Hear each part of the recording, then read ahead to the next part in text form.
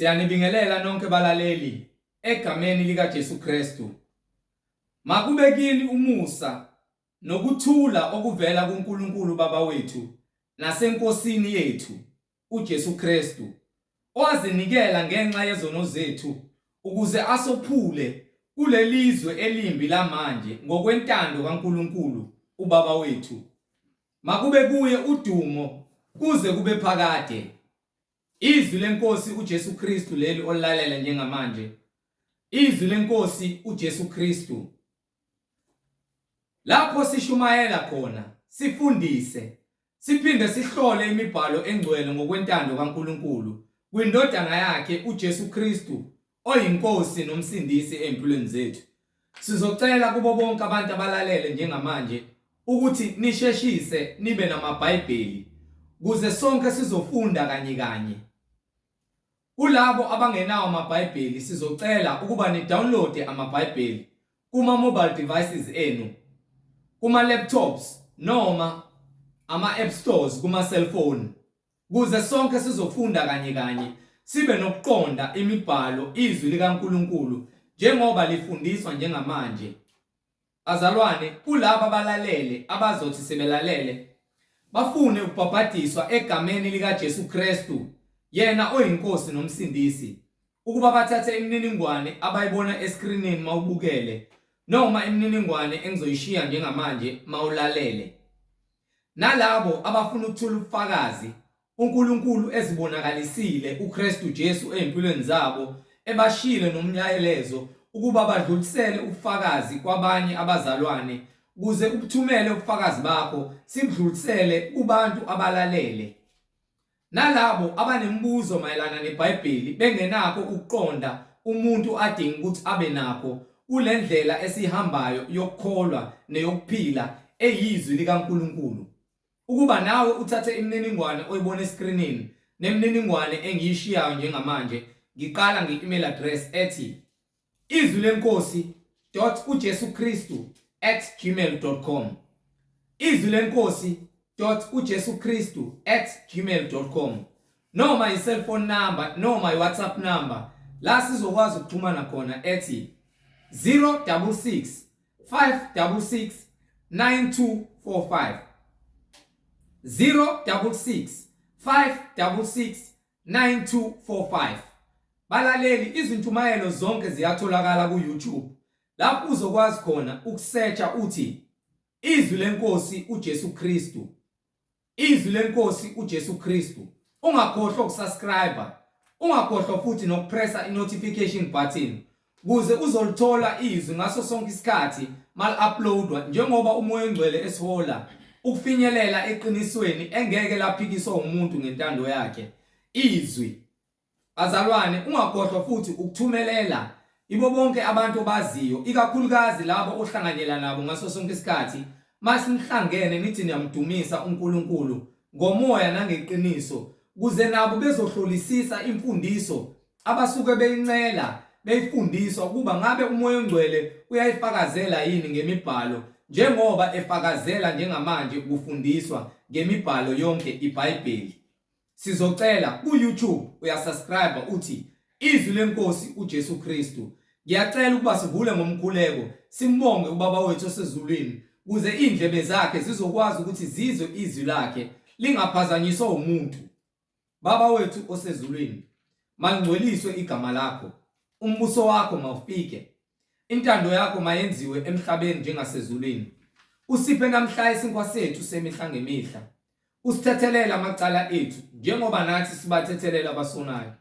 Ungasingenise ekulingweni, kodwa usindise kokubi, ngokuba umbuso ungowakho namandla nenkazimulo kuze kube phakade. Amen. Azalwane, igama lami nginguNkaniso Zulu. Ngihamba nomfowethu uBradley Sebula nomfowethu uMhlengi Zondi, ozobe sihola enaba ejula ngokwemfihlakalo yembhalo, umoya ongcwele ekhazimulisa inkosi yamakhosi uJesu Kristu, yena yedwa oyinkosi, inkosi yamakhosi, umnini mandla wonke. Azalwane, yamukelani abazalwane njengoba nathi sinamukela egameni lenkosi uJesu Kristu. Amen. Sanibingelela abazalwane Ngegama likaJesu Kristu, uNkulunkulu wethu wokuphila, umnini manje onke, sithudumo nezibongo masibe kuye. Amen. Akhazimule kithi nasezimpilweni zethu. Simbonge zikhathi zonke uma sivuka noma sihamba, singalibali nguye.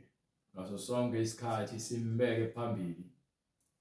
Kukho konke esikwenzayo simazise. Amen. Amen. Ngokuba konke kulele kuye. Sithi intando yakhe mayenziwe emhlabeni njengasezulwini. Asiphe namhlanje isinkwa sethu semihla ngemihla. Loso sinkwa okuyizwi lakhe. Leso sinkwa ekungumoya wakhe. Siphile ngakho. Siphuze kuye amanzi omfula ongashi. Amen. Amen. Ovela esihlalweni sobukhosi. Siyambonga uNkulunkulu umusa wakhe asenzele wona. Siyambonga uNkulunkulu ngabazalwane abakhethile ngezwi lakhe balizwa bahamba nathi. Amen. Amen. Ngokuqonda nangokuthembeka nangokuzinikela. Ngokuba ebungcweleni akekho ohambela omunye. Sonke sike sikumncintiswano. Siyagijima. Amen. Amen. Sigijimela imqhele yethu. Ngokubekezela sibheke kuye uJesu oyithemba lethu. Osithembisile ukuphila. Yena othembekile. Uthembekile uJesu. Ingakho ke sizinikela kuye. Sithi siyambonga uNkulunkulu ngabaprofeti bakhe abangcwele. Amen. Amen. Abaphathisa izwi baliphatha ngokuthembeka. Bashiya nayo imibhalo namhlanje sithula bona ubufakazi ngembhalo ewubufakazi esinikiwe kuyona incwadi engcwele. Siyambonga uNkulunkulu indodana yakhe ayithumela yona yodwa wayinika igama lakhe. Igama elingaphezulu kwawo wonke amagama. Akekho onegama likaJesu njengokuba uJesu alinikwa. Walinikwa laba igama eliphilayo. Amen. Amen. Kanjalo igama likaNkulunkulu uJehova unguye nginguye. Usebawothi akekho omunye ofana naye noma onegama elifana nelakhe. Unguye izolo namhlanje naphakade akaguquki. Noma usathaneke zama ukuza nomoya wakhe wenkohliso akhe uNkulunkulu basemhlabeni. Bonke onkulunkulu basemhlabeni bayizithixo. Siyambonga ke uJesu Kristu ngabapostoli bakhe abaphathisa izwi bathola ubufakazi base bethola nesiphiwo ngaphezulu kwakho konke. Esathenjiswa kubona bonke abazolamukela ivangeli bahambe kuye lowo osibizileyo. Njengoba kuthiwa uyena osibizileyo kwathunyelwa yena ukuba azosilanda asibize lesizweni. Kahle hle wazithuma yena. Amen. Amen. Amen. Ukuba ke wayesenyameni wayesethi inyama indodana yakhe. Hallelujah. Kepha yena uzele ngqo. Ngakho iBhayibheli lithi wayesezweni. Kepha izwe alimazanga weza kwabanye. Yena lowo owadala izwe wayesezweni. Amen. Amen. Zange bamazi. Ngifuna uverse 4 kulo ncwadi leyo. No, ngifuna uverse 3. Incwadi ivangeli ngokuka Johane. Iverse lesithathu. Yebo baba. In the book of John chapter 1 verse 3. Konke kwavela ngaye. Konke kwavela ngaye. Ngaphandle kwakhe akuvelanga lutho. Ngaphandle kwakhe akuvelanga lutho. Kukho konke okuvelileyo. Konke okuvelileyo. Incwadi ikhuluma ngoJesu. Ingakho bese kuyifakaze ngoJohane ukuthi uJohane waze wazisho wathi anisiyena uKristu.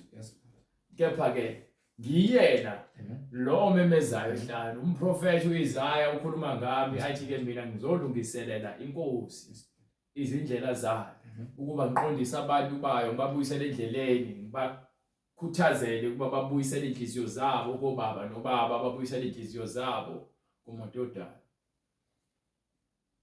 Manje sithola ke lapha uhambe kwincwadi yeDeuteronomy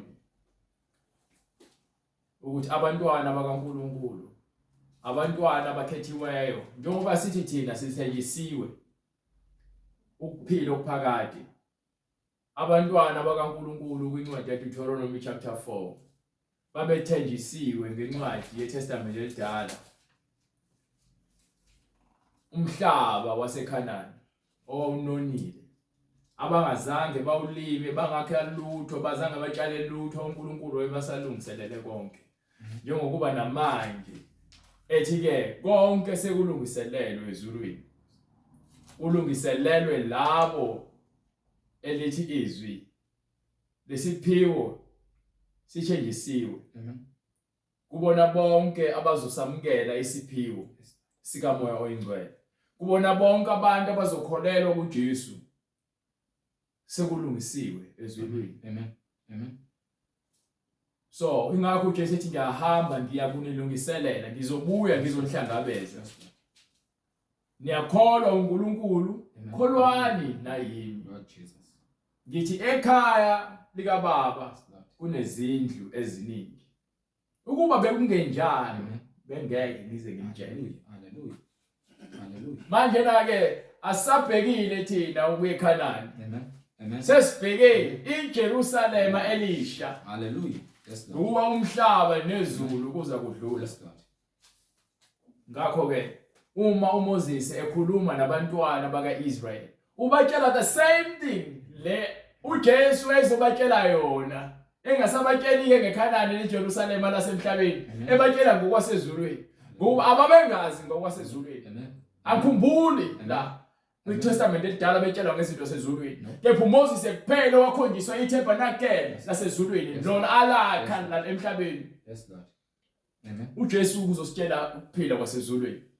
Manje ke siyakuthola ukuphila kwasezulwini ngeNew Testament. Kepha ngeOld Testament isithunzi. Kepha ke ngezwi ngokuba izwi ulizwi ulethe izwi wanika uMose. uMose utshela abantwana ukuba lemhlaba eninikiwe noma lomhlaba ekuthiwa nizonikwa wona enizohamba niyowudla kumele niziphathe kanjani. Manje lolozwi alijikile namanje. Ongiphe lencwadi le.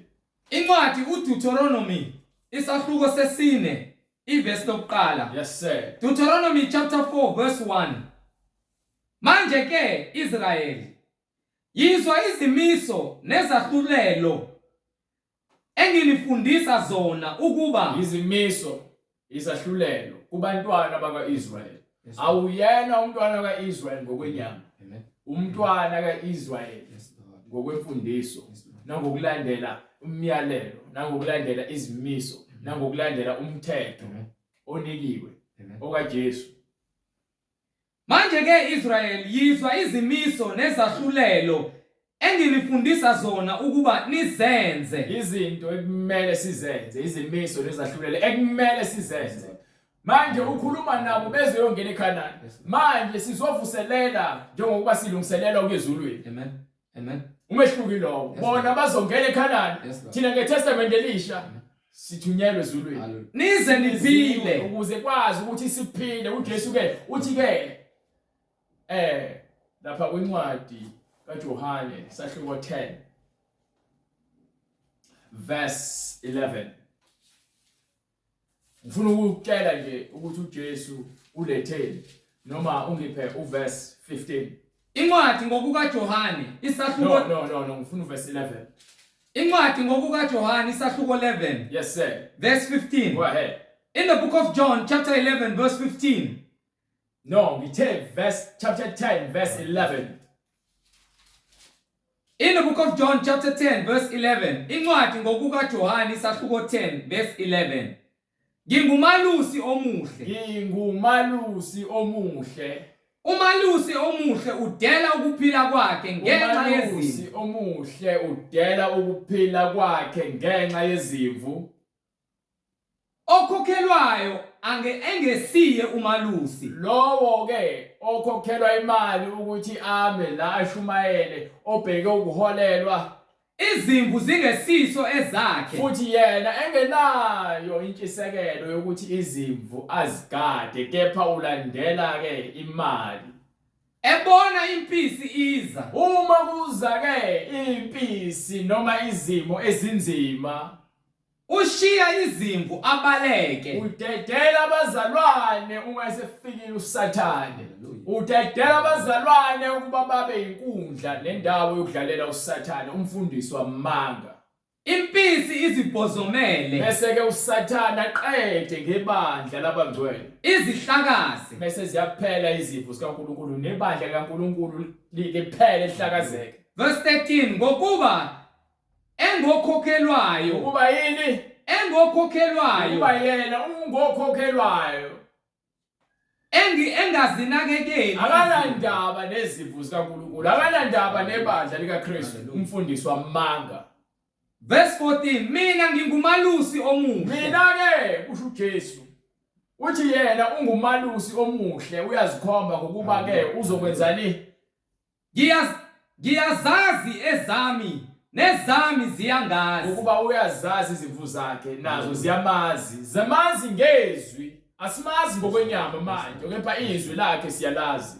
Njengalokhu ubaba uyangazi. Ngokuba ke noNkulunkulu uyamazi. Nami ngiyamazi ubaba. Bayazifakazela uJesu noNkulunkulu bayazifakazela. Manje ke uJesu wayendodana esenyameni. Kepha ke manje usefakazelwa yizwi lakhe elimbuyisele kwinkazimulo kaNkulunkulu wayoba uNkulunkulu kwisimo sakhe semvelo.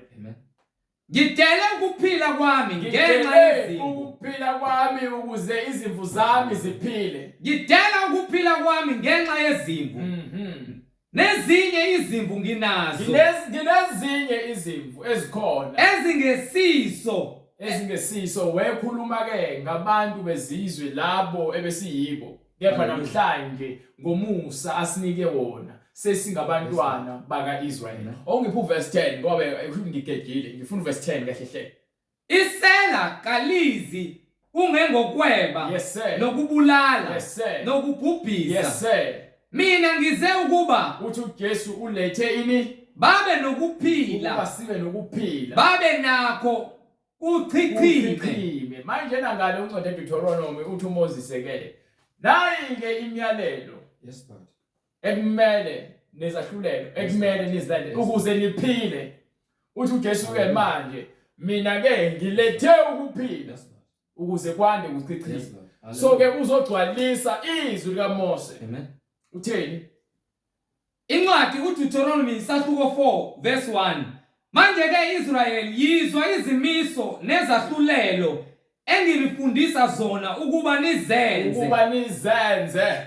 Nize niphile ukuthi ukuphila kusekulandeleni imiyalelo kaNkulunkulu. Ukuphila kusekulandeleni izahlulelo zikaNkulunkulu. Kumele sikwenzile. Ngaphandle kwakho akukho ukuphila. Ingakho uJesu uthi mina ngilethe ukuphila. Futhi angilethile okuncane. Ngilethe ukuphila okuningi. Kufanele kuchichime kwande. Ukuthi lokuphila lokho kwalemhlabeni ukuhamba ngezwi lakhe bese kuzoba ukuphila kwasezulwini lokho esikufunayo. Manje bona banikwe ukuphila kwaseKhanani ukuba ukuze baphile uNkulunkulu abenabo abephakathi kwabo fanele benze lezimiso. Thina ke kwiTestament elisha silethelwe ke umsindisi ukuba bahlulekile ukuphila ngendlela efanele eKhanani. Ukulandela uJesu izwi lakhe. Bafuna ukuzikhonzela okwabo. Bangafuna ukuhamba ngemiyalelo nangezahlulelo zikaNkulunkulu. Ongiphe bright. Ningene nilidle izwe. Ukuze ke ningene nathi ukuze singene siphile ezulwini. Buka ngifunda iOld Testament. Ngifunda ngeNew Testament. Hallelujah Jesus. Hallelujah. uJehova uNkulunkulu. uJehova uJesu Kristu. Wawoyihlo uJesu Kristu. aninika lona. Lona azwe lela linika lona laseKhanani. Manje ke sesithengisiwe izwi lasezulwini. Izulu ikhaya lethu iJerusalema elisha. Anike ukuthathisela ezwini. So asina Enginiyala kuthatha ngalo. into engekho Hallelujah. ezwini likaNkulunkulu Hallelujah. sifake ezwini lakhe ibe ingekho. Amen. Kumelwe ukuthi thina senze lokhu umoya engcwele akushoyo. Yes, Lord. Asina kuzedela noma sithayisele lokhu umoya engcwele angakufuni. Asina kususa futhi. Yes, Lord. Sisusa lokhu akina abantu bayakhetha eBhayibhelini ukuthi ke bafuna ukufaka lokhu abafuna ukufaka ebandleni bafuna ukususa lokho abafuna ukususa. iBhayibheli balenze indawo yabo yokudlalela umasigcozi. Amasonto amaningi badlala umasigcozi ngenxa ukuthi abafuni ukulandela imfundiso epheleleyo. Ninganciphisi futhi kulo. Ningasusi lutho Ukuba nigcine imiyalo kaJehova ukugcine uNkulunkulu wenu. imiyalo kaJehova uNkulunkulu wethu. Enginiyala ngayo. Leyo ke imiyalelo siyalwa ngayo, siyayalwa ngeBhayibheli ukuba thina sigcine imfundiso kaNkulunkulu. iBhayibheli elokufundisa impilo nendlela kaNkulunkulu. Akekho umuntu ophatha iBhayibheli ophikisana nendlela yokuphila kukaNkulunkulu. Akekho futhi umuntu ozophatha iBhayibheli enze into ephambene nento. Ngisaphila enyameni ngangizenzela umathanda. Mase ngiphile emgcweleni sengenza intando kaNkulunkulu. Yingakho lithi iBhayibheli ke intando yakho mayenzeke emhlabeni njengasezulwini. Hallelujah. Ngabe wena mzalwane wenza intando kaNkulunkulu empilweni yakho noma ngabe wenza intando yakho. Hallelujah. Ukuba ke uma wenza intando kaNkulunkulu ngeke ukuthole kunzima ukuphila ubungcwele. Amen. Ngeke futhi ukuthole kunzima ukwenza izwi lakhe. Ngeke ususe lutho. Ngeke uzufake lutho. Uzoshiya kunjalo. Ukuba izwi elikaJesu. Qhubeka bright. Incwadi uDeuteronomy isahluko sesine verse 3. Amehlo enu abonile. Okwenziwa nguJehova ngenxa kaBhali Beyori. So uNkulunkulu uyasikhombisa ukuthi ke lezwi lakhe lungubufakazi. Labantu laba abakhethileyo ubakhethe kubantu bonke emhlabeni. Wakhetha nje abantu abayingcosana. Wabenza babaningi. Wakhetha umuntu oyedwa uAbraham. Wamthembisa kwaphuma uIsaac. KuIsaac kwaphuma uJakobe noEsau. KuJakobe kwaphuma amadodana awu-12. Kumadodana awu-12 kwaphuma inkulungwane zabantu eGibhithe. Hallelujah. Hallelujah. Bese bephuma behlanu uNkulunkulu uyababhubhisa abangezwa. Ushiya bezwane. Bese bafika eKhanani bafika nakhona babe inqwaba babe njengezinkanyezi zezulu njengezihlabathi zolwandle ngendlela uNkulunkulu ababusisa ngayo ngesethembiso sakhe asenzile ngokuba uNkulunkulu osigcinayo isethembiso sakhe. Hallelujah. Manje nakingakho sithi uJesu uthembekile. Yes Lord. Hallelujah. Ukuba kasukanga ezwini nasekulaleleni izwi esenyameni. Walenza wagcwalisa waze wakhazimuliswa. Manje ke uma siza kuyena asizi kuyena sizophila ukuthanda kwethu. Siza kuyena sizoguqula sifane naye. Sishiya yonke imisebenzi yenyama. Kukona konke uJesu angakufuni sikushiya phansi. Ukuba yini? Asaziphileni thina. Sasiphilela uJesu umoya engcwele kunguyena osinika ukuphila. Kuyachichima kuyena. Banike bright. Hallelujah. Hamshayishe bright. Amehlo enu abonile okwenziwa nguJehova ngenxa kaBhali Beyori. Ningofakazi kukhona konke kwenzile uNkulunkulu kuBhali Beyori. Ukuthi uJehova uNkulunkulu wakho wabachitha phakathi kwakho bonke abantu ababemlandela uBhali Beyori. So bonke abantu uNkulunkulu abangamlandeli wabachitha njengoba namanje. Hallelujah. Hallelujah. Uthi kwincwadi yaIsaiah sahluko Isaiah chapter 2 from verse 10 to 11. I just want you to show you ukuthi uNkulunkulu uma ethi ke bonke abantu abangezwa uyabachitha. Wabachitha ufakazi lobo obukhulunywa ke uMoses noIsaiah wesifakazela uthini? Incwadi uIsaiah isahluko sesibili verse 10. Yes sir. Isaiah chapter 2 verse 10. Ngena edwaleni nayo indaba uthi uNkulunkulu lamathela kuyena. Ngena kuyena uqashe othulini bese uqashela uthuli.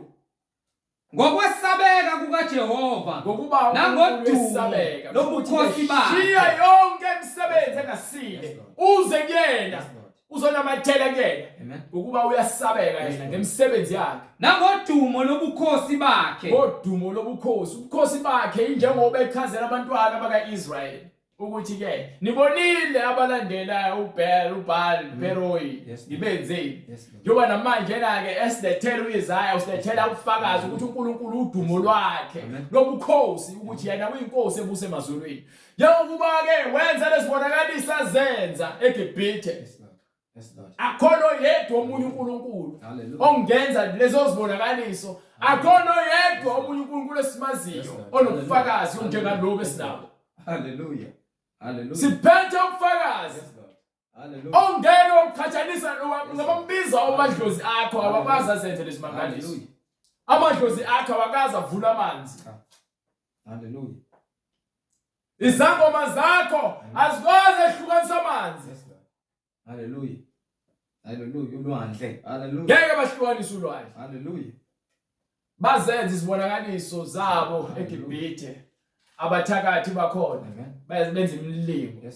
Kepha ke uNkulunkulu esebagcwalisela ngempela ukuthi uyena uNkulunkulu wathi mase kufika ukhwekhwe namathumba. Hallelujah. Bonke bagula sakhala ngaphansi zonke. Hallelujah. bazenza zonke izibonakaliso bebona uMoses ezenza kepha khona ezabahlula. Hallelujah. Kwathi mase kufika ubumnyama eGibhithe sebumnyama yonke into kwalala bonke abantu baze baya kuMoses bathi Moses tshela uNkulunkulu wakho ukuthi ngizondedela. Hallelujah. Hallelujah. Ngiyasola bonile kuyena. Hallelujah. Yes Lord. Kepha uNkulunkulu wayeloke ifasa inhliziyo kaFaro ukuthi ingafuni ukukholo iqine. Ingakho ke aze athi ke lesi engizosenza manje isigameko sokugcina. Amen. Amen. Nasi isivumelwano engisenza ke nawe manje Mose. Thatha ke manje imvu. Hallelujah. Nibulale. Ningaphuma eminyango nibhixe ugazi. Lokho kuyisivumelwano nophawu ukukhombisayo ukuthi ngenza isivumelwano nani. eGibhithe ngizokwenza into abangakaze bayibone. Ngizobulala zonke izindlalifa zakhona kusukela kubantwana nakuyizigqila abayindlalifa neziboshwa. Hallelujah. Ngishinja. Yes Lord. Hallelujah. Kwafa konke abantwana bakaIsrael babedla inyama. Hallelujah. Ingakho kuthiwa iphasika usuku lezidlo. Hallelujah. Ukuba bona bathi bekhala ngane bekufiwa ngapha bona babedla. Kuthiwa lenyama bangaphungi ishithaba. Niyahamba manje. Ukuba manje yabona njengoba kuthiwa abahle begqokile belungela ukuhamba bese behamba bazofuna izinto eGibhithe banikwe bahambe nazo. Amen. So into ngizama ukuchazela yona. Kuthiwa imvu ozonikela ngayo mayingabi nasihla nambili mayibe msulwa ngokuba leyo mvu leyo ikhombisa ukuthi uNkulunkulu akafuni into esolekayo. Yes Lord. Ufuna into emsulwa. Yes Lord. Hallelujah. Ingakho bese elethe uJesu emhlabeni uJesu uzoba umuntu ongasoleki azoba umhlabelo omsulwa. Lord Jesus. Hallelujah. Ngisho eselenge esiphambanweni. Amen. Zafika amasosha aphula amathambo kulezelele sayinazo bese sifika kuyena zamfika vele seselungele ukuthi manje unikelwe. Hallelujah. Bese bethatha umkhonto bamgwaza eceleni. Amen. Kwase kuphuma igazi namanzi kwagcwalisa isiprofeti. Hallelujah. Akuphulonga nethambo elilodwa ngokuba kubhaliwe kwincwadi yamaHubo ukuthi ngeke kuphulwe ngisho ithambo elilodwa kuyena. Amen. Amen. Manje na ke uNkulunkulu lo esimkhonzayo akekho omunye uNkulunkulu ofana naye. Ingakho uIsaiah esitshela ukuthi ke lo uNkulunkulu wethu udumo lwakhe nobukhosi bakhe kukhulu. Uthini bright? Ngena edwaleni uqasha kuJesu uqasha thulweni ngokwesabeka kukaJehova. Ngokwesabeka kukaJehova ngemisebenzi yakhe. Nangodumo lobukhosi bakhe. Udumo lwakhe luletha ubufakazi bakhe abenzile emhlabeni. Hallelujah Jesus. Hallelujah. Asikholwa ngokuba sizwa bethu noma mhlawumbe sidukile. Hallelujah. Silethwe ubufakazi nobuqonde nesambulo. Hallelujah Jesus. Lord Jesus. Abambonile ngokamoya bayamazi. Hallelujah. Uyafika kubona ngephupho. Yes. Abalande ebumnyameni, abalande ekufeni, abalande bethakatha, abalande befeba, abalande bephinda, abalande bebulala, abalande uJesu. Hallelujah Jesus. Ababuyisa abakhiphe ukuba uyena uthi ngiphethe izahluthulelo. Nasekufeni, nasekuphileni. Amen. uyafika efeni azokuvulela khiphe athi ngobatshela ukuthi ngikwenzeleni ingakho kafika kwindoda esinamadimoni Amen. bengakwazi ukuyibopha ihlale emathuneni ihlezi izisika ikhala yathi mesibona uJesu yathi hawo wena ndodana kaDavid wena uNkulunkulu ogcotshiweyo unguKristu othi uJesu ke ubani igama lakho Amen. wathi nguLegion ukuba sibaningi Hallelujah. wathi ngisho phuma ke akhala amadimoni athi ke moskip ungasisi kude Hallelujah. babona umhlambi wezingulube wathi ngcono snake sifake lapha wathi hambani ngokuba akakofika isikhathi sokwahlulela bayazi nabo ukuthi asikakofika isikhathi ufunani manje Jesu wathi uJesu hambani bangena kumhlamba amadimoni angena kumhlamba wezingulube ahamba ayongena olwandle amadimoni ayominza khona manje la ke wasale ephila umuntu thebe sephila umuntu wayesethi ke hayi ngifuna ukuhamba nawe Jesu wathi uJesu no hallelujah Jesus no hamba bantshela ngakini ukuthi ukwenzeleni Jesu hallelujah Jesus lalela uthi Jesu bekhuluma nalomuntu uthi hamba bantshela ukuthi ukwenzele umuso ongakanani uNkulunkulu Amen. wahamba lo muntu yena obatshela uthi hamba bayitshela lalela ngifuna uzise kahle bright hamba bayitshela ukuthi ukwenzele umuso ongakanani uNkulunkulu yena uyahamba bayitshela ukuthi ubenzele umuso ongakanani uJesu Hallelujah. Hallelujah Jesus Hallelujah. Hallelujah Jesus Hallelujah. Nempumputhe nayo.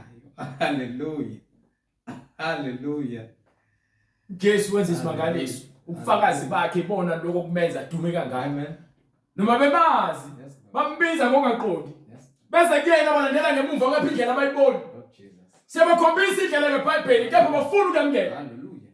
bafuna ukuhamba indlela zabathakathi nabaprofeti bamanga banikwa iziwasho banikwa amanzi banikwa ovaselina bafuna izintambo zesinqeni bafuna ke yonke into ephathekayo esibonakaliso sika Sathane izwi elipheleleyo lokukholwa uthi uMoses gcinani izahlulelo nemiyalo ukuze niphile ile nto lethu ukuphila yizwi lokuhlatshela kwemhlabelo kwangalethu ukuphila okuphawu lokubalizwa izwi lomthetho ukuthi ke ngoba nonile enzani kanje ukuze nithola uxolo kepha kakade nje igazi lalozozilwane alali ngakho lethu ukuphila lalingazisuli izona ingakho kwaletha uJesu Hallelujah. ukuze ke azogeza thethelele izona sindisa abantu sikhululiwe ekufeni ngegama likaJesu nangegazi likaJesu Kristu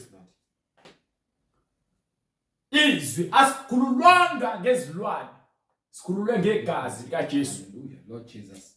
yeyizolo lonke banike lencwadi yakhe uDeuteronomy uqhubeke ngale khona bezozwa funa bezwe kahle funa verse 5 Incwadi uDeuteronomy isahluko sesine ivesi lesihlanu awunakuphambuka uma uzohamba ngemfundiso epheleleyo awunakuphambuka uma uzoholwa umoya engcwele ngeke uzuphambuke soze khohlwa Deuteronomy chapter 4 verse 5 wahe Bekani ngidifundisile izimiso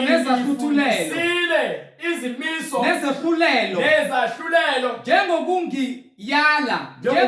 njengokungiyala kukaJehova uNkulunkulu wami unginikile imiyalelo nina namanje ngiyalifundisa manje leli izwi lela expire unga expire wena hallelujah but izwi expire izwi aliguquke liyagcwaliswa izwi izwi alishintshe ingakuthiwa lithembekile liyidwala wena unganyakaza ungahamba uyongena kule sonto leli uphinde uyongena kule sonto leli uphinde uyongena kule yankolo leya uphinde uyongena kule yankolo kepha izwi liloke limile lilinda wena amen ukuthi uzwe ngeke uzuzwe futhi yena engakuthinta inhliziyo ingakho uzogolozela ukuthi hayi uright ushembe ngokuba yini ungcono ngani kunoJesu Lord Jesus hayi uNkulunkulu abantu amamnyama namazulu uthi asiwahlabela amadlozi wena uholela nje esihogweni uthi uIsaiah lapha kwincwadi yaLontuzana awungephe incwadi yaIsaiah chapter 8 Isaiah chapter 8 verse 19 khona sizozwa ukuthi ke uNkulunkulu uyavuma ukuthi ke sihlabela amadimoni namadlozi Incwadi Isaiah isahluko 8 verse 19. Yebo baba. Lapho bethi kimi. Lapho ke uhlebe ethi kunina. Funani kwabanamadlozi. Funani kunamadlozi. Nakubathakathi. Baphethe iBhayibheli. Bafundisa baphethe iBhayibheli. Uthi ke kunina funani kwabanamadlozi. Lord Jesus. Nakubathakathi. Hambani kubathakathi. Ababetha imilozi. Benyenyeza. Ehleba benyenyeza. Pho abantu abayikufuna uNkulunkulu wabo. Yini abantu baye uNkulunkulu bayofuna kubathakathi nakubantu abanamadlozi nabahlebayo nabashaya imlozi. Kuyini kwabafileyo abantu abafileyo kukhona uNkulunkulu ophilayo sino Jesu. Verse 20. Emthethweni manje ke asike sibheka ngokomthetho esunikile sibheka ngezwi elibhalwe phansi nobufakazi nobufakazi impela lelizwi abalikhulumayo abalintshela lona alinakho ukusa aliphilile haleluya limnyama into bengenakho ukusa kumnyama akekho uJesu lapha haleluya bethu alinakho ukusa bethu umuntu akasile kusho ukuthi ugcwele kumnyama ke haleluya okwazi bethu hayi wena avuka sile ukuthi bathi ke wena ugcwele kumnyama ugcwele ububi yes Lord haleluya kanjalo ke nalizwi liyakutshela ukuthi ke ebufakazini nasemthethweni kubona bonke abantu abakhuluma lozo zinto abanakho ukusa yes Lord bona bezitshela bahlakaniphile baphenduka izubula uNkulunkulu abanikela kungcola ukukhohlakala kwabo bayakudabula izwe bekhala beqinekile belambile izindaba ke manje ezikhuluma ke ukuthi ke njoba niyakhala emhlabeni nikhala kumadimoni nilambile ngokamoya yes Lord kuyakuthi lapho belamba yothi lapho khona nilamba noma bavuke ulaka bese ke baba nolaka ingakho nithatha ingane zenu nihlabela amadimoni ninikela nifuna ukuthwala nifuna ukuba izangoma nilwe nezwe liphilileyo bathuke inkosi yabo noNkulunkulu wabo bese njani bathuke inkosi yabo noNkulunkulu wabo babheke phezulu ningafuni kwamukela izwi nithuka izwi niyathuka izwi yahlanjalazwe izwi ngenxa yezikhohlakala bazenzisa enithi niyakholwa kepha nihamba izinyanga nabathakathi nabalozi haleluya buyela ngalo kwincwadi ya Isaiah chapter 2 from chapter 2 from verse 10 to 11 haleluya go ahead ngena edwaleni uqashe othulini ngena edwaleni uqashe kwinto ezokubonisa haleluya ngena edwaleni uqashe othulini lizongibonisa uthuli hamba uyahlanjulula edwaleni haleluya Lord Jesus ngokwesabeka kukaJehova uNkulunkulu lesinyekela uthuli ngeke limngcolise nakhulu indlela zakhe ziphakeme imicabango yakhe iphakeme ngeke size sifinyelele isitha ke ukuba uyakhanya khazimula akangcolile ucwelekile umsulwa umhlophe njengeqo nangaphezulu kwekho inkazimulo yakhe ngeke uyifazela lutho hamba bright ngokwesabeka kukaJehova nangodumo lobukhosi bakhe mesithile emva kwalokho amehlo omuntu ozephakamisileyo umuntu onamehlo azitshelayo ayokuthotshiswa wonke umuntu onamehlo ampakamo uthi uNkulunkulu uyakuthobisa nokuzikhukhumeza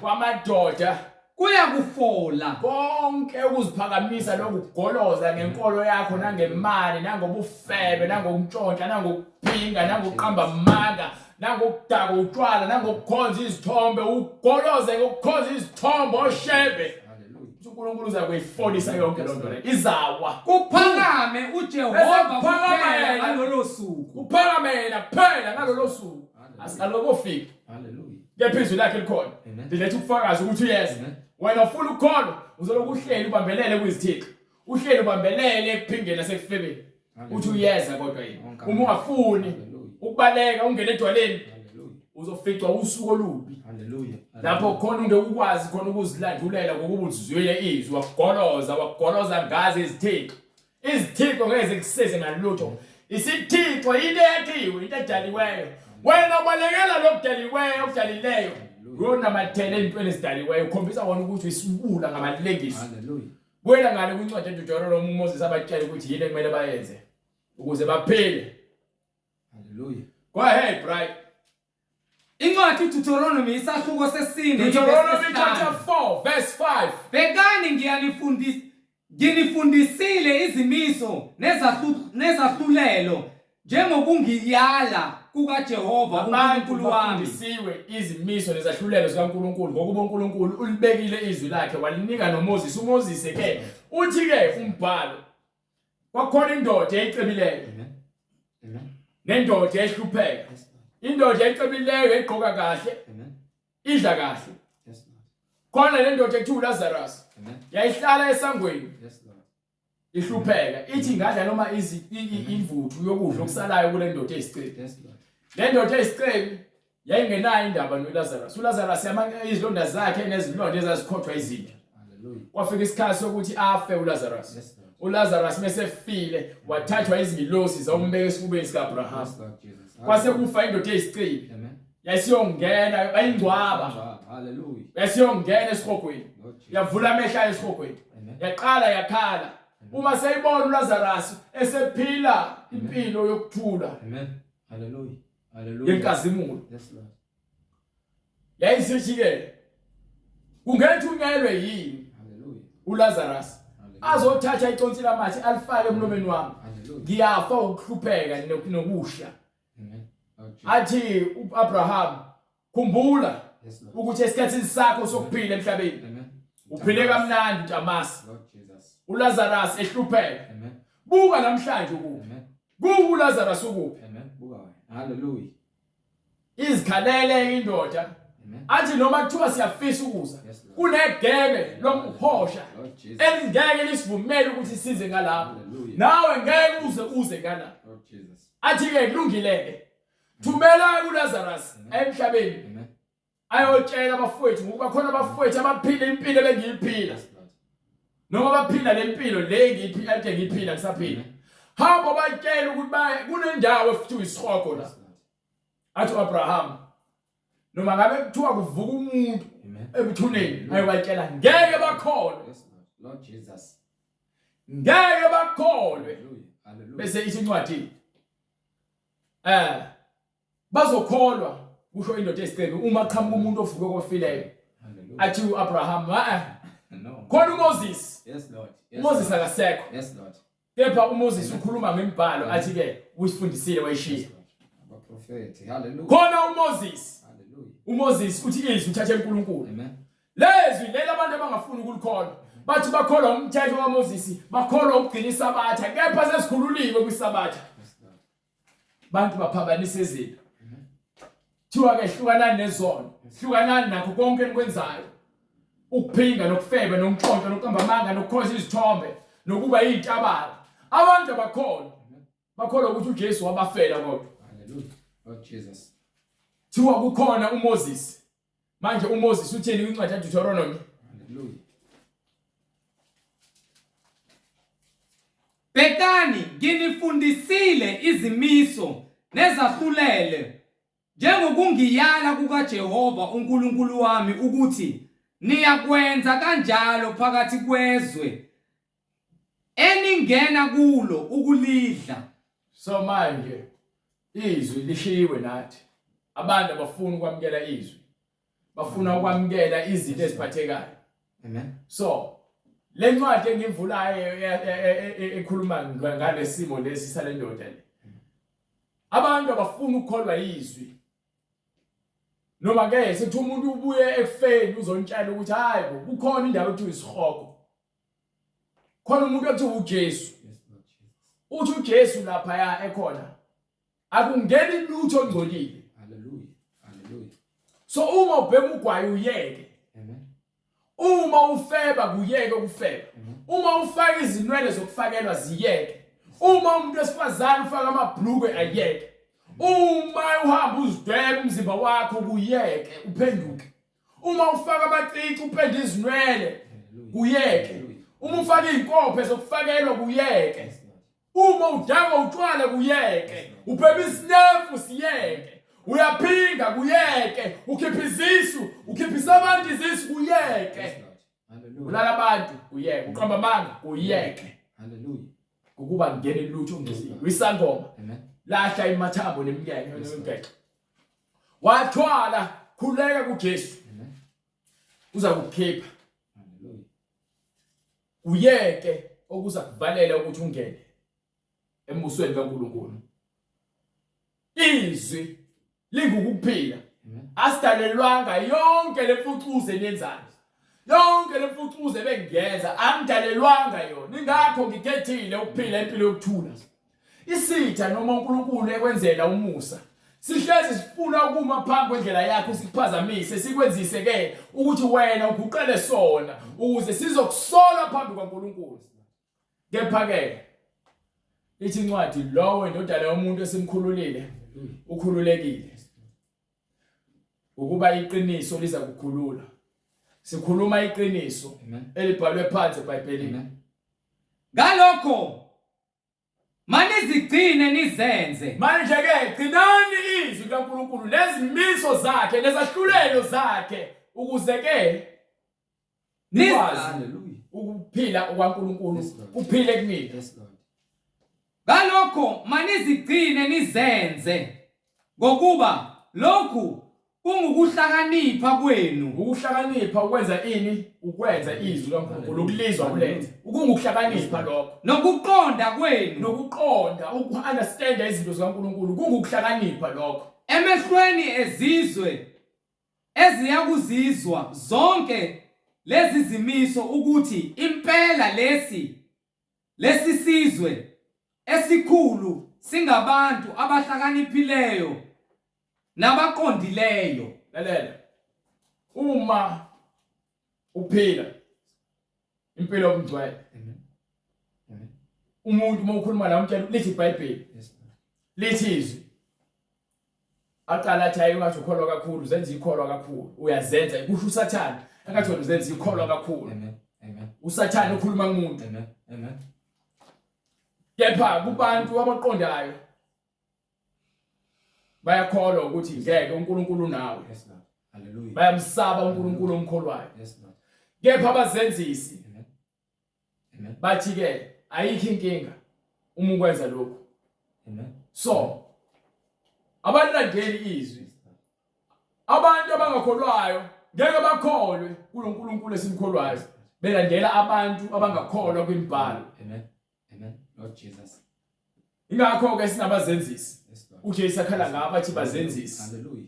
Ukuba yini? Abalazi izwi. Abambulelanga kepha abantu baphila ngezwi. Abahloniphi izwi kepha abantu baphila ngezwi. Bancabela ukuya ezikole zokufundela ube umfundisi, uba umfundisi. Kepha akafundisiwe umoya ingcwele. Ufundiswa omunye umuntu. Hallelujah. Bebenzisa ama-assignment, bebenzisa ama-project. Amen. Wenza ama-quiz. Hallelujah. Kithi isikhathi ubusuku bonke edwanguze kumnyameni evula iBhayibheli lokephenye kepha ulutho umoya ingcwele. Mawukhuluma naye akutshele itheory noma bathi ke umlando noma ke istory noma inganekwane noma insumansumane ashumayele iBhayibheli njengensumansumane. Akukhulumi naye akalizwa yini ngokuba ke akazithobanga ngaphansi kwezwi kaNkulunkulu. Kugcwaliseka kubo isiprofeti manje sikaIsaya. Kugcwaliseka isiprofeti ukubona sikaIsaya ukutheni ngokuzwa niyakuzwa, balezindlebe bayezwa, ningaze naqonda, soze baqonda, ngokubona niyakubona, banamehlo bavula iBhayibheli baphenye imibhalo kepha ningaze nabonisisa. Angithi uma usubonisisa kusho ukuthi manje umoya ingcwele usiyavula amehlo.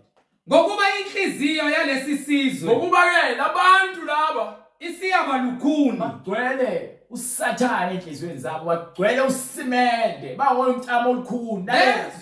Lalela, ningonke olukhuni, anifuni ukukholwa imibhalo, bayasihleka, basenze inhlekisa. Sikhululekile kodwa bezwa kanzima ngezindlebe, amehlo abo bawacimezile, bazwa kanzima ngezindlebe. Abafuni ukwamukela ivangeli. Lord Jesus. Banamehlo kepha bafana nempumputhe, amehlo abo bacimezile. Bazitshela ukuthi bahlakaniphile kepha bahambe kumnyameni ukuba izwi abakholwa yilo. Akekho umuntu ekubona ubuso baNkulunkulu engazange alenze izwi lakhe. Baphe bright funa mhlawumbe babone ngamehlo. Kuya ngalo incwadi eDuteronomy. into yosiza ukuthi ke nithambise inhliziyo zenu namukele izwi ukuze ke niphulukiswe nilashwe kuloko ufuku niphethe niphethwe isifo sika Sathane senkani nenkanuko nomoya wenzondo nomoya ungalaleli. Incwadi kuDeuteronomy isahluko 4 verse 7. Yes sir. Ngokuba yisiphi isizwe esikhulu esinoNkulunkulu oseduze naso So njengoJehova uNkulunkulu wethu. Manje siyabona uma sihamba ngezwi uNkulunkulu nathi uthi angisoze ngakushiya noma ngakulahla. Amen. Ensoze ngakushiya noma ngakulahla. Kepha uma uflathela nami ngizakuflathela. Kepha uma ubuya uzokhala ngokuba nguNkulunkulu onomusa nothando nobekezelayo ngiyakuthethelela uma uzivuma. Ingakho kwincwadi yeDeuteronomy ya Isaiah futhi athi ke Isaiah chapter 1 verse 18.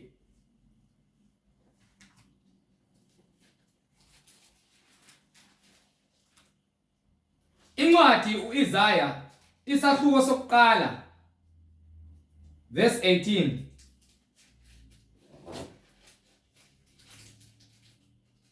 Oh Jesus. Inamaphetho abambile ongazobambeleni. Wozani ke. Lalela ngiyakhuluma. Umoya ngcolo uzokhola musuku ufuna ukuzenza umuntu ongazi. Umoya ngcolo uzokuma ufuna incwadi hamba encwadini musuku lokubamba amaphetho amaningi uze ungazi ukuthi wenzani. Wozani ke sithethe indaba. Manje umoya ngcwele uyasibiza uthi uma uvuma amacala akho. Hallelujah. Uma uvuma izono zakho, uma uthi uNkulunkulu onomusa, njengoba ethi uNkulunkulu uma ulizwe izwi lakhe uza kuba nawe. Kepha uma lushiya izwi lakhe uflathela naye uza kuyeka uflathele naye bese ke aflathela kuyeke. Amen. Wozani ke sithethe indaba usho uJehova. Manje uyasibiza usibizela kuye. Noma izono zenu zibomvu kakhulu, noma izono zenu zizimbi, ziyakuba mhlophe njengeqhwa. Uma lizivuma ngiyakuzigeza. Noma zibomvu njengokubende, noma kuthiwa izono zenu zibomvu njengegazi, ziyakuba njengoboya bemvu. Ngiyobe sengizigeza zibe mhlophe njengoboya bemvu. Verse 19. Yes, uma nivuma, into esiletha uNkulunkulu ukuvuma izono zethu. Ukuthi thina siyizovu bese siza kuyena sizocela into ethelele bese yena yasithethelela izono zethu. You understand? Uma nivuma, nilalela niyakudla okuhle kwezwe. Uma nivuma nilalela niyakudla okuhle kwezwe. Manje ke okuhle kwezwe ukuphila okuphakathi. Uthi umoya engcwele ke kwase kubonakala iJerusalema elisha lehla ezulwini lehlela kubantu ngokuba ke umhlaba omdala sodlulile akusekho lwandle sekukhona umhlaba omusha iJerusalema elisha lapho khona lingekho khona ilanga lapho khona ke bayophila noNkulunkulu kwaphakade bese basula izinyembezi zabo ngakho konke abade bekukhalela emhlabeni nezinhlupheko obamelene nazo uyakuzisula uJesu. Hallelujah. Nobe senidla okwezwe okuhle okungukuphila okuphakade. Amen. Ukuphila kutholakala kuNkulunkulu. Hayi emadlozini. Hayi kushembe. Hayi kubantu abafile. Amen. iBhayibheli lifunani kubantu abafileyo ngabaphilayo. Hallelujah. Kanti uNkulunkulu eninamkhonza imkhonzelana mezophendula imbhanqe nezinto ezingasebenzi. Hallelujah. Kwenzeka kanjani? Kwenzeka kanjani? Hallelujah. Oba phela lapha kwincwadi futhi yakho Isaiah, right? Isaiah chapter 1 from verse 3. Sizwe ukuthi umoya ingcwele uthini. Because manje abantu bayagula. Ukugula umfundisi, ukugula ubaba ekhaya, ukugula umama, ukugula ugogo, ukugula izingane.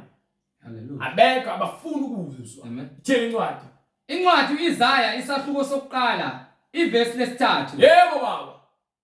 Inkabi iyamazi umniniyo. Izindaba. So umuntu belima noma elima usuke eqhuba isilwane. Amen. So siyabazi uma umliniso esiqhuba noma esihola Amen. ephethe isitwebu noma induku. Amen. Siyamlalela futhi nani futhi enge Nembongolo umkhombe omnikaziyo. iyayazi indlela yomliniyo. uIsrayeli akazi. Isizwe sami asiqondi. Abantu bakaNkulunkulu abakhethileyo Amen. abayezwa Yes, Lord. abamazi uNkulunkulu. uNkulunkulu simazi ngembhalo nangezwi lakhe. Asimazi ngezwi washo nangeziprofetho eziprofetha ukuthi ngizoba nemali. No. Asimazi sazi izwi lithi ke uma sivuma izono zethu Yes, Lord. sizwe izwi lakhe uza kusithethelela. Hawu sizwe esonayo. Sizwe sigcwele isono nobonakala. Bantu abasindwe ngububi. Bantu abasindwa yini? Ngububi. uNkulunkulu ukhuluma ngani? Ngububi. Izindaba bright. Nzalo yabantu. Nzalo ukuthi obaba benu nabo bonakele inzalo yezinyoko.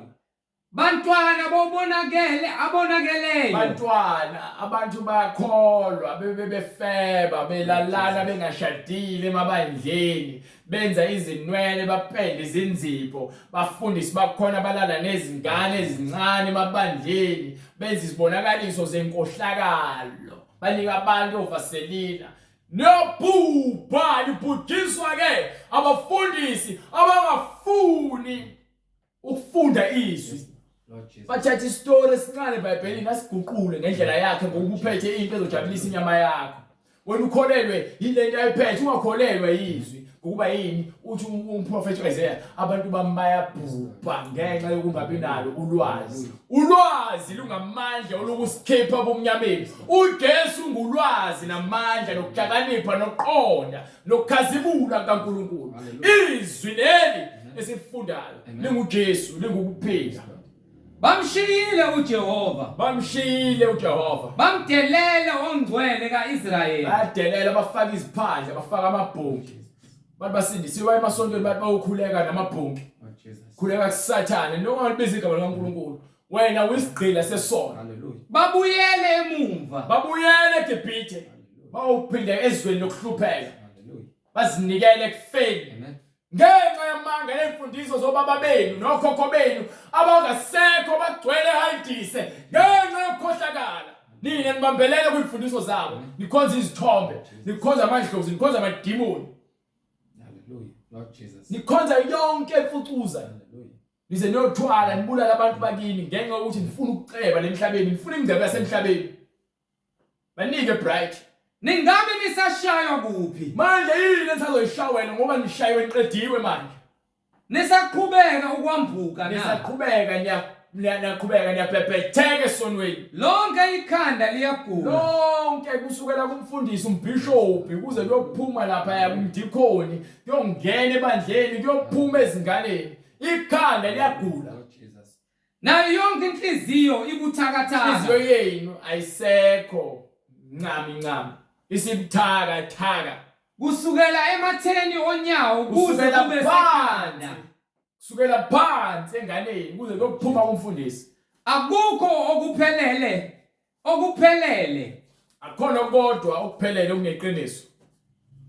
Ngamanxeba nje. Kuphele izilonda ziyabhibha zigcwele ukungcola ngokuba yini akekho ozoziklina ngezwi nigezo nibe msulwa Nemivimbo nemidwa emisha. Shayiwe niqediwe uSathane udlalile ngani uNkulunkulu waninikela wanishaya ngayo uSathane. Akukhwanyangwa ubomvu. Nigcwele ilanga ngithi izilonda ziyabhibha zigcwele ubomvu.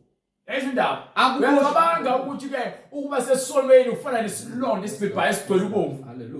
Hallelujah. Silonda esibhibhayo sigcwele ubomvu. Ukuhlala esonweni ungcole esonweni. Hallelujah. Bulawe isono.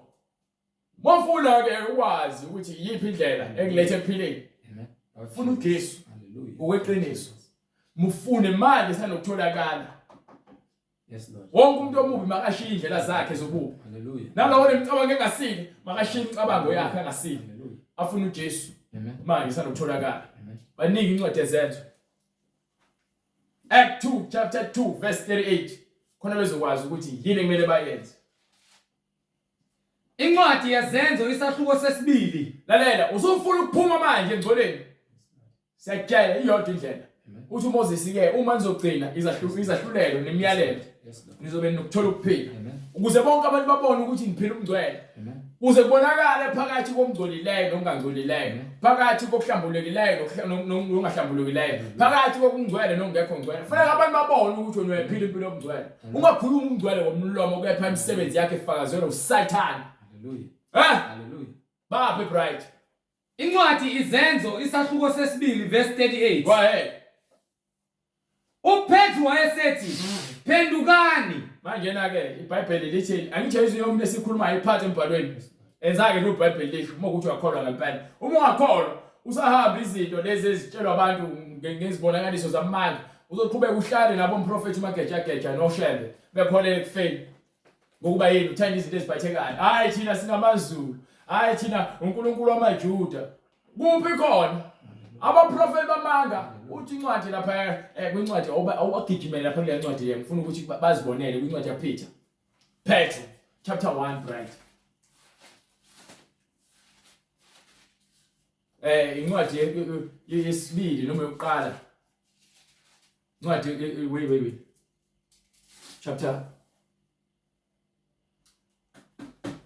Incwadi yesibili kaPetru. Yes sir. Chapter 2 verse 1. Go ahead. Yepha kwavela abaprofeti bamanga Ayitsho izindaba phakathi kwesizwe. Yeyizwe indaba. Hallelujah. Hallelujah Jesus. Njengokuba nakinina kuza kuba khona Njengokuba namanje sinabo abafundisi bamanga. Bafundisi bamanga bafundisa izinto ezingekho. Ayikho ngomuzi lento yakhe kuphi akafundisi nangabantu bakini ufundisa ngento ayicabangayo in general ukuthi hayi ngoba yini udayisa iproduct uyayidayisa iproduct ukuthi nithenge iproduct yakhe nihambe niyokwenza ingcono anihlalise esonweni. Abaprofeti bamanga bakhona bathedeliwe uSathane abathumele ezweni. Babe khona ngasesikhathi ngesikhathi sikaMose siyababona eBhayibhelini namanje basakhona. Ngesikhathi sikaAhabe uJezebheli nabaprofeti abayinqwaba. Nangu noAhabe wabiza abaprofeti bakhe abawu400. Baqamba banga bonke. Baqhamuka umprofeti oyedwa kaNkulunkulu abatshela iqiniso. Hallelujah. Baqamba manga. noElijah ke zakhe waqhamuka wabakhombisa ukuthi uNkulunkulu munye. Bonke abaprofeti babe wathi ke akulungileke. Bizani bonke abaprofeti benu. Banikele inkomo namningi inkomo. Wathi abaqala eqala bezibonakaliso zabo. Babiza uNkulunkulu wabathi hayi mbizeni mhlambulele. Hallelujah. Mhlawumbe usahambile uzonizwa. Ayibona nithi ukumemeza. Baze bazisika ukuba okusiko lwabo ukuzingcolisa.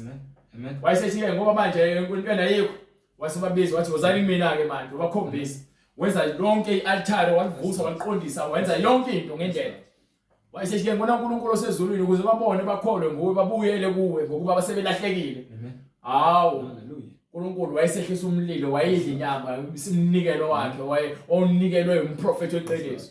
Wayesethi bonke labaprofeti laba babulaleni. Bafa bonke basebewela kubona. Amen. Kuphela abaprofeti bamanga. Amen. Manje la ke ngeke sababulala nje abaprofeti bamanga. Sekumele baphenduke. Bulalisona. Hallelujah. Kumele babulala isono. Ingakho siphethe lezwi lena. Ukuba nobufakazi. Amen. Baphe bright. Phendukani. Manje ke phendukani. Yiloyo naloyo abhaphathizwe. Nibhaphathiswe yilowo nalowo ofana bhaphathiswe. Egameni likaJesu Kristu. Uyala uSathane ukuthi ngishumayele nje akafuni. Ulwa yonke indlela uSathane uyangi-attack. Ayangi-attack. Hallelujah. Bathi ke ngoba ngikholwa uNkulunkulu ophilayo. Wenza lokho okuthembakele ukuthi yena uthe uthembakele. Ngiyamthemba yena. Hallelujah. Sathane akafuni ngisebenze lo msebenzi. Hallelujah. Nakancane akafuni. Uyalwa over time. Amen. Jesu uthembekile. Yebo uJesu uthi nginawe. Hallelujah. Angunakubiza abanye uNkulunkulu, angunakukhalela abanye uNkulunkulu. Manje ke phendukani nani nizokukhala kuNkulunkulu anika ukuphila. Phendukani yiloyo naloyo abhaphathizwe. Yilowo nalowo ofana bhaphathiswe. Egameni likaJesu Kristu. Egameni likaJesu Kristu. Kukho ukuthethelela kwezono zethu. Sithethelelwe izono zethu. Khona niyakwamukeliswa. Ukuze ke sinikwe ukuphila. Isiphiwo sikamoya Sinikwe oyingcwele. umoya oyingcwele. Ngokuba isithembiso ngeseno nesabantwana bethu. Esethu esabantwana bethu Esabo bonke abakude. bonke abakude. Bonke inkosi uNkulunkulu wethu Bonke. eyakubabiza. Inkosi uNkulunkulu wethu eyakubabiza. Wafakaza nangamanye amazwi amaningi wabayala wathi zisindiseni kulesi sizukulwane esiphambeneyo. Zisindiseni. uzosindisa wena ngitshelela ngathi kule mncintiswano siyagijima Hallelujah. kepha akekho ozogijimela akekho ozokudonsa Amen. fanele uvume Yes, Lord. ukugijima ngokubekezela Amen. ngokuba uyonikwa umqhele wakho ngaphambili ithemba lakho likuJesu Amen. so gijima nawe ngokubekezela izilingo nezinhlupheko sizohlangabezana nazo kodwa ukuthi uJesu ke egcineni yakhe uyakuzisula lezo zinyembezi. Hallelujah. Hallelujah. Banike ke siyabonga uNkulunkulu wethu ophilileyo nothando nomusa ukuba yena usenzele umusa. Namanje ke sithi uNkulunkulu anenzele umusa nani nilizwayo izwi inhliziyo zenu zingaqini. Kepha nithi nje nizinikele kuye. Nikhohlwe izinto ezingekho livule iBhayibheli lakho lona kumele ulivulile livule ubheke kulento esifundisa ayikho yini iBhayibheli uma solivulile iBhayibheli uzokutshela umoya ingcwele izinto kumele uzizwe mawukuthi inhliziyo yakho seyilungiselelwe ukuthi ke izwi lakhe mengakolungiselelwa lento esishumayelayo kuwena ifana nomdlalo ingakho ungeke uzuzwe ngokuba ithi ke isizwe lesizwe lesi inhliziyo zilikhulu zingcolile inhliziyo uma ngase nje bathambisa inhliziyo zabo baqonde bayakunika ukuphila. So uma ulizwa lelizwi usufuna ukuphenduka noma sowuphenduka usufuna ukubhabhadiswa egameni likaJesu Kristu kukho ukuthethelwa kwezono ube sosithinta kule number oyibonayo ku-screen noma kwi-email address ukuze sikwazi ukufinyelela kwena ukuze wena ubhabhadiswe egameni likaJesu Kristu ukuze uthethelelwe izono zakho namacala akho onke wenzile.